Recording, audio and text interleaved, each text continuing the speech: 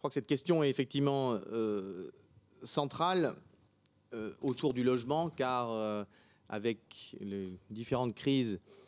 qui nous frappent et les différentes formes de précarité, le logement reste le point central pour tous les habitants pour pouvoir construire leur vie dans toutes ces dimensions. Et nous partageons, il me semble, assez largement au sein de ce conseil municipal le fait qu'il y a aujourd'hui un logement trop cher, en tout cas qu'il est inadapté aux moyens des habitants et des Grenobloises et des Grenoblois. Le logement ne reste pas trop cher, il a fortement augmenté. Il a fortement augmenté pendant une quinzaine d'années, il s'est stabilisé depuis 2 ou 3 ans, mais on ne peut pas dire qu'il reste trop cher, il a fortement augmenté et ça nous interpelle évidemment tous. Il y a une deuxième dimension, il y a à la fois tous ceux qui cherchent aujourd'hui un logement, qu'ils soient hébergés par des proches de la famille, qu'ils soient hébergés dans des logements qui ne correspondent pas à leur nouveau cadre familial, qu'ils soient à la rue. Il y a aussi ce phénomène de décohabitation dont parlait M. Neublecourt, mais c'est un phénomène qui, on le voit dans l'analyse historique qui est faite dans l'analyse des besoins sociaux, qui est en train de se réduire. Nous sommes passés de quasiment 3,7 habitants par logement il y a une quarantaine d'années à un peu plus d'1,9 aujourd'hui. Il y a eu une baisse extrêmement rapide jusqu'à 2,1 habitants par logement. Depuis une grosse dizaine d'années, cela se tasse, à la fois sous l'effet, je pense, de décohabitations qui sont toujours aussi fortes, mais qui sont maintenant installées. Et le taux de décohabitation et de recomposition familiale n'évolue plus beaucoup. Et puis, évidemment, l'enjeu du vieillissement de la population. Sur ce constat qui est que nous avons besoin de produire du logement social, il faut rappeler que ce logement social, pour en revenir à ce que disait M. Cazenave sur le fait qu'il fallait regarder comment rendre le logement actuel accessible, il faut juste partir d'un constat de réalité. Le loyer moyen dans le privé est au-delà des 10 € le mètre carré aujourd'hui dans les logements privés non réglementés et dans le logement social qu'on pourrait également appeler le logement réglementé, puisque finalement il y a des subventions et des aides publiques, auparavant fortement de l'État, qui s'est retiré tout en dénonçant la baisse de la construction de logement social, mais l'État s'est retiré fortement en une petite quinzaine d'années des subventions au logement social. Donc c'est les collectivités qui ont pris le relais et la ville de Grenoble y a pris toute sa part également dans les équipes précédentes. Il y a donc une subvention en échange d'un loyer modéré, et ce loyer modéré, il est entre 5, 6, 8 € au maximum pour ceux qui sont les PLS, mais pour donc les PLAI, donc les plus sociaux, ils sont aujourd'hui un peu au-dessus des 5 € par mètre carré. On voit que le différentiel entre ces 5 € le mètre carré et les plus de 10 fait qu'on a là évidemment un besoin de loyer réglementé et donc un besoin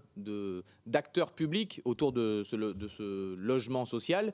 un besoin également pour que les fruits de ce logement social, cette gestion soit accompagnée d'une gestion urbaine, une gestion de proximité avec les habitants, et que les moyens financiers qui sont tirés également des loyers soient réinjectés dans le logement social et ne partent pas faire autre chose.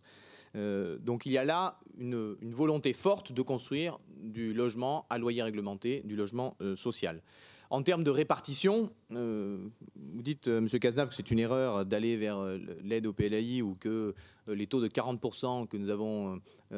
mis dans le plan local d'urbanisme que nous avons modifié en décembre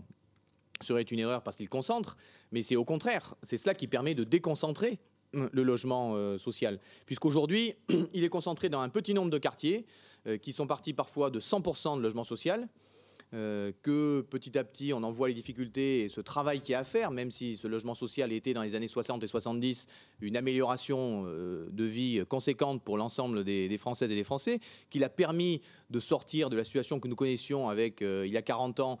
65 000 personnes qui habitaient dans les bidonvilles. On a résorbé ces bidonvilles, ils réapparaissent, mais ça a été résorbé aussi avec ce logement social-là. Et dans ces périmètres-là maintenant, il y a des quartiers qui par contre ont 1%, 2% de logement social, parfois encore moins. Et c'est dans ces quartiers-là, à une échelle de proximité de quelques milliers d'habitants, qu'il faut construire de la mixité, de l'offre de logement. Je n'irai pas parler de la mixité sociale puisqu'on a derrière un petit peu de mal à la caractériser au-delà de la diversité des situations de précarité économique ou pas. Mais donc c'est bien dans l'introduction de logements sociaux dans des quartiers qui aujourd'hui en ont peu, et c'est ce qu'a fait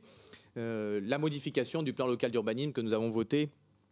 au mois de décembre et qui de fait reprend cet objectif d'être à la norme 2012, donc la norme d'il y a déjà 3 ans, moins 20%, car il nous faut être prospectif, et si on veut aussi trouver des solutions qui soient bonnes pour tout de suite et qui soient bonnes pour le futur, il ne faut pas toujours regarder dans le rétroviseur et construire sur les normes d'il y a quelques années. L'exemple de la caserne de Bonn a montré qu'il était possible de construire dans ces conditions-là, avec un fort taux de logement social et avec un quartier qui fonctionne, car à la petite échelle d'un quartier. Enfin, en termes de stratégie, vous l'avez dit, M. Neublecourt, c'est des stratégies de long terme. Nous avons marqué notre volonté forte de développer le logement social. Je l'ai marqué personnellement en prenant la présidence d'Actis, ce qui n'avait pas été fait par un maire de Grenoble depuis 100 ans. Selon la logique qu'il nous faut nous investir, mobiliser l'ensemble des élus, à la fois les élus de la ville, mais également à l'échelle de la métropole, car nous savons qu'il y a là une disparité dans l'offre de logement social extrêmement forte dans la métropole, et que ce défi qui a été entamé dans le mandat précédent par Jean-Philippe Motte est maintenant le cheval de bataille de la majorité métropolitaine. Cette stratégie de construction du logement social, elle passe donc par l'implantation de logements sociaux dans des quartiers qui aujourd'hui en ont peu, dans des opérations qui font qu'il y a une échelle humaine à l'échelle du quartier qui permet de bien vivre ensemble, qui passe à la fois par la construction par des promoteurs privés dans le cadre de VEFA, de vente en futur état d'achèvement, mais également par le pilotage des opérations villes sur le foncier dont nous disposons, dans le cadre des ZAC ou pas, mais nous poussons pour la construction de logements sociaux sur le foncier que nous contrôlons directement ou indirectement. La coordination des acteurs, et je crois que nous sommes attelés avec Marie-Yvonne Boileau, présidente de Grenoble Habitat, à coordonner les acteurs de la ville, mais également plus largement, nous coordonnons l'ensemble des acteurs pour ne pas perdre d'opportunités. Et puis, ça a été dit également par du travail autour de comment basculer du logement privé qui aujourd'hui a des loyers importants, trop importants pour le pouvoir d'achat des ménages, et ça a été dit également qu'ils sont souvent dans des conditions d'isolation thermique inférieures à celles du logement social, comment les basculer dans le logement social. Ça a été fait sur quelques opérations, cela restera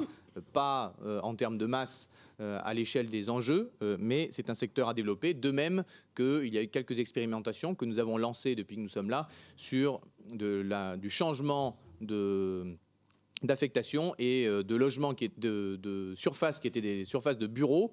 vers du logement social également. Il y a 100 000 m² de bureaux vides à Grenoble, plus de 2 ans de commercialisation, parce qu'ils ne correspondent pas à l'offre, parce qu'ils sont dans des conditions là aussi de réhabilitation déplorables. Et donc c'est des expérimentations que nous souhaitons développer. Donc la stratégie est claire, elle est à la fois forte sur la ville, elle est forte également au sein de la métropole. Et je crois qu'à la fois les dispositifs de réhabilitation thermique comme Murmure et sont doublement votés lors du dernier conseil, ainsi que les dispositifs Local plus cette volonté